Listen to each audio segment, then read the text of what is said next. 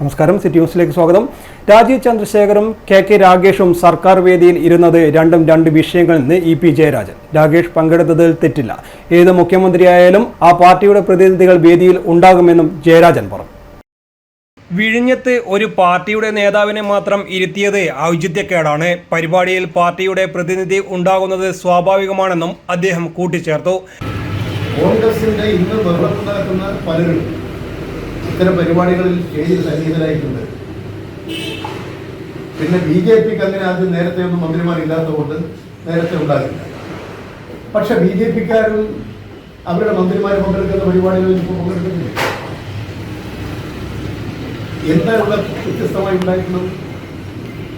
അപ്പോൾ കോൺഗ്രസും BJP പരസ്പരം സഹകരിച്ചുകൊണ്ട് അനാവശ്യമായി വിവാദമുണ്ടാക്കുന്നു. കെ രാഗേഷ് CPM-ന്റെ കണ്ണൂർ ജില്ലാ സെക്രട്ടറിയാണ്. അയാൾ അഖിലേന്ത്യാ അടിസ്ഥാനത്തിൽ പ്രവർത്തിച്ച് ഒരുപാട് അനുഭവങ്ങളുള്ള ഒരു നേതാവാണ്. അദ്ദേഹം മുഖ്യമന്ത്രി ഓഫീസിൽ തന്നെ കുറേ കാലം മുഖ്യമന്ത്രിയോടൊപ്പം പ്രവർത്തിച്ചിട്ടുള്ള ആളാണ്. മുഖ്യമന്ത്രി ഇവിടെ വരുമ്പോൾ ജില്ലാ സെക്രട്ടറി എന്നുള്ള കാര്യം മുഖ്യമന്ത്രിയോടൊപ്പം സഞ്ചരിക്കുന്നു.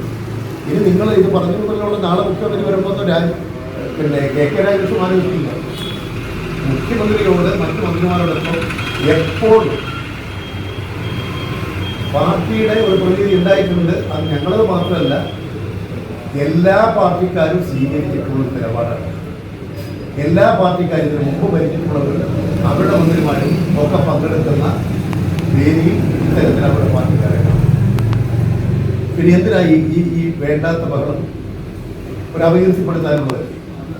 കോൺഗ്രസ് നേതൃമാറ്റത്തെക്കുറിച്ചും EP പ്രതികരിച്ചു. കോൺഗ്രസിൽ ഇനിയും പൊട്ടിത്തെറികൾ ഉണ്ടാവുമെന്നും അവരുടെ രാഷ്ട്രീയ നയം തെറ്റാണെന്നും EP ജയരാജൻ പറഞ്ഞു. News desk, city news.